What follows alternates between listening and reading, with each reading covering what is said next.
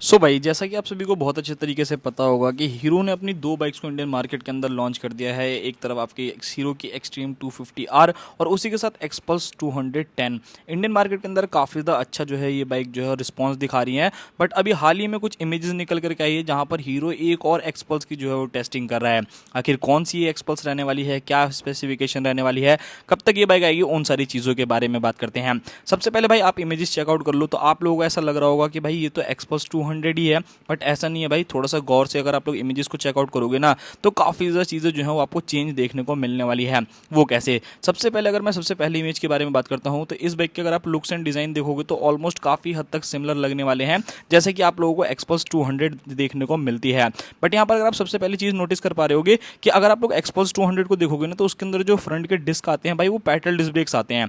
But इस bike के अंदर अगर आप देखोगे तो वो पूरे के पूरे राउंड शेप में आप लोगों को मिल रहे हैं। और उसी के साथ यहाँ पर अगर आप लोग देखोगे तो भाई यहाँ पर जो इंजन है ना वो पूरी तरीके से आप लोगों को एक एयर कूल इंजन देखने को मिल रहा है। मतलब यहाँ पर कोई भी लिक्विड कूल या फिर कोई और बाकी चीज़ें जो है वो इस इंजन के साथ नहीं मिल रही। सो डेफिनेटली भाई यहाँ पर अगर आप लोग देखोगे तो काफ़ी हद तक जो है इस बाइक के अंदर चेंजेस किए जा रहे हैं। और मानना ये है कि ये जो है हीरो की तरफ से आने वाली एक्सपल्स 160 रहने वाली है। सो आपकी क्या ओपिनियन है इस चीज़ के ऊपर कि क्या हीरो को ऐसी बाइक लेकर के आनी चाहिए? अब तो फिलहाल भाई टेस्टिंग पे ही है, तो आने वाले टाइम में कुछ टाइम में पता ही चल जाएगा कि बाइक जो है वो क्या क्या चीज़ें लेकर के आ रही है। लुक्स एंड डिज़ाइन के बारे में बात करूँ तो ये बिल्कुल सिमिलर रहने वाली है जैसा आप लोगों को एक्सपल्स 200 देखने को मिलती है। तो डिजाइनिंग वाइज तो मुझे नहीं लग रहा है कि कुछ भी आप लोगों को यहाँ पर चेंजेस देखने को मिलेगा। डिजाइनिंग वाइज जो है वो सारी की सारी लुक्स और डिजाइन सारी की सारी चीज़ें जो है वो एक्जैक्टली बिल्कुल सेम रहने वाली है। चाहे आप फ्रंट में देखोगे तो यहाँ पर आप लोगों को जो है राउंड टाइप की हेडलाइट्स देखने को मिलेगी, एलईडी इंडिकेटर्स देखने को मिलेगा। हाँ, यहाँ पर वाइजर अगर आप लोग देखोगे ना तो कोई भी आपको बड़ा सा वाइजर जो है वो नहीं देखने को मिलता है इस बाइक के अंदर।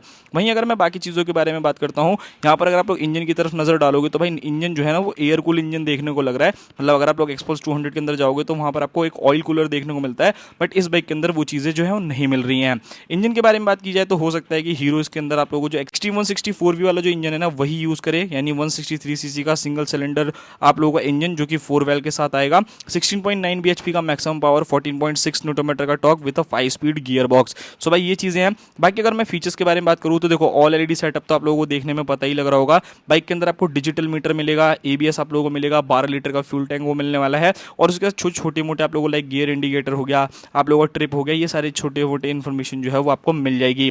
ब्रेकिंग के बारे में बात करी जाए तो देखो देखने में तो ब्रेकिंग जो है वो काफ़ी हद तक छोटी लग रही है। तो हो सकता है कि 276 ना दे करके इससे थोड़ी सी और साइज में जो है वो छोटी हो। बाकी अगर आप रियर में जाओगे तो वहाँ पर आपको 220 की रियर डिस्क जो है वो इस बाइक के अंदर मिलेगी।